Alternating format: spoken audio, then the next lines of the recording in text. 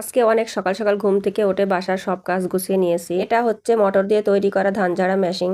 অবশেষে ধান ঝাড়ার কাজটাও শুরু হয়ে গেল। বাসার লোক সহ আরো 2টা লোক নেওয়া হয়েছে, একটা ধান ঝাড়ার জন্য আর একটা বিচুলি কাটা দেওয়ার জন্য। আর বাকি কাজ আমরা বাসার লোকেরাই করতে পারবো। তো আলিশার আব্বু আর দাদু মিলে ধান ঝাড়ছিল, আমি আর শাশুড়ি মিলে সামনের কাজগুলো করছিলাম। এদিকে বিচুলি কাটার মাচা বানানো হয়েছে, এখনই বিচুলি সাজানো হবে। তো পেছনে অনেকগুলো বিচুলি জমা হয়ে গেছে, আমি আর শাশুড়ি মিলে সেগুলো গল্লা করতে বসেছি। কখনো সামনে আবার কখনো বা পেছনে, আমাদের যেখানে ডিউটি দিচ্ছে সেখানে আমরা ডিউটি করছি।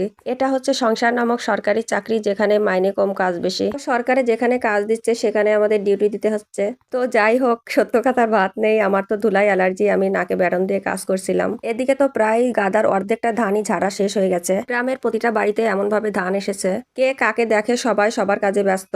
ওদিকে তো আমার পাকা বুড়ি ধানের গাদার উপর বসে ফোন দেখছে।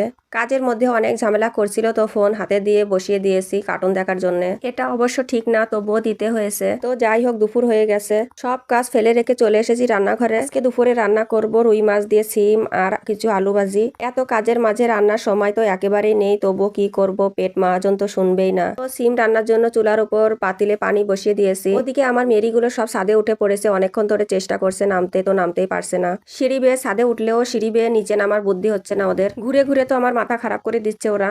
এদিকে দেখেন আমার সিম গাছে ফুল এসেছে, কিছুদিনের মধ্যে সিম ধরবে আর বাজার থেকে কিনে খাওয়া লাগবে না। বাজারের সিম গুলো সিদ্ধ হতে চায় না, আর খেতে তো একেবারেই স্বাদ লাগে না। এবার পানির জন্য কোনো গাছই আমার ভালোভাবে হয়নি। তো যাই হোক, পানিতে বলক উঠলে সিম গুলো দিয়ে দিয়েছি এবং পেঁয়াজ রসুন বাটাগুলোও দিয়ে দিলাম। অন্য চুলায়ও পাতিলে আলু ভাজি বসিয়ে দিয়েছি। কিছু কাঁচা ঝাল পেঁয়াজ লবণ হলুদ দিয়ে ভালোভাবে নেড়ে ভেজে নিব।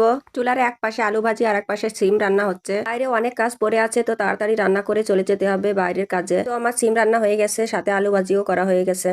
এখন দুপুর বেলা, তো সকলেরই পেটে অনেক ক্ষুধা। তো আমার রাজা মেরি পাতি সব বাড়ি চলে এসেছে খাওয়ার জন্য।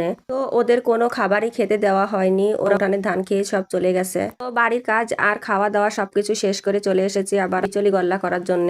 ওদিকে তো বিচলি গাদা সাজানো হচ্ছে, তো আলিশার আব্বু বিচলির গল্লাগুলো ছেড়ে দিচ্ছিল। আজকে তো ধান ঝাড়া আর বিচলি গাদা দেওয়া শেষ হবে না, আগামীকাল আবার ধান ঝাড়া আর বিচলি গাদা দেওয়া হবে। এই যে এতগুলো ধান ঝাড়া হয়েছে, এখান থেকে খাবার ধান রেখে বাকিগুলো বিক্রি করে দেওয়া হবে। বিচলিগুলো সব গল্লা করা হয়ে গেছে, তো আমি বসে বসে আলিশার মাথায় কিছু ধান আটকে গিয়েছিল সেগুলো ছাড়িয়ে দিচ্ছিলাম। সবার কাজ শেষ হলেও আমার কাজ এখনো শেষ হয়নি। ধানের সবকিছু পরিষ্কার করে ঢেকে রেখে দিয়েছি, আগামীকাল আবার ধান ঝাড়ার কাজ শুরু হবে।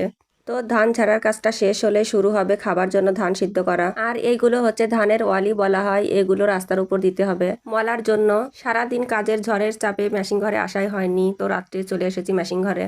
যে ব্লাউজগুলো আর্জেন্ট দিতে হবে সেগুলো আমি কাটিং করে নিচ্ছিলাম। তো ব্লাউজ পিস কাটিং করা এবং বানানো দুটোটাই আমার কাছে অনেক ঝামেলা মনে হয়। এত ঝামেলার পরেও আবার হাতের কাজ করতে হয়। তো আমি এখন যে ব্লাউজগুলো কাটিং করছি সবগুলো